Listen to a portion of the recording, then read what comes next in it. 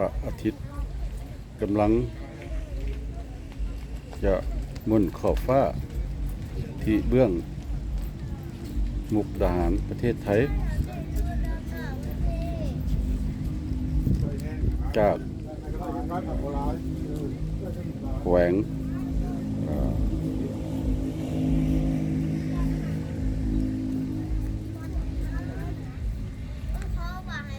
สวรรณเขต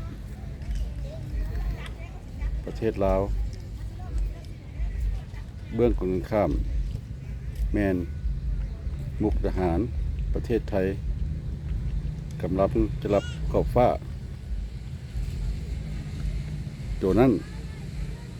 จะเป็นภูมโน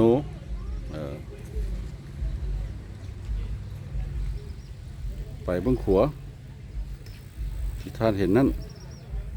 จะเป็นขัวมิตรภาพลาวไทยประมาณนี้เนาะพี่น้องให้พี่น้องเขาได้เบิ่ง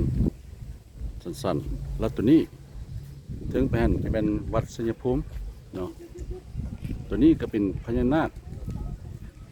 ที่เพิ่นสร้างขึ้นนะพี่น้องเนาะใหม่ๆนี่หัวเนาะเพิ่นว่าขอให้มีโชคลาภขอให้มีโชคมีลาภมีอำนาจวาสนามั่งคั่งร่ำรวยเฮงๆนะพี่น้องประมาณนี้อะไรเนาะว้าวแล้วก็จะมีคนย่างลิ้นเนาะ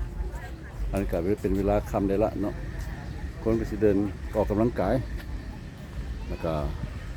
เป็นภาพที่สวยงามตาเนาะประมาณนี้เลยเนาะแล้วก็เป็นว้าเนาะขอให้มีโชคมีลาภมีอำนาจวาสนามั่งคั่งร่ำรวยเฮงๆภาษาอังกฤษเป็นว่า May you have the greatest power and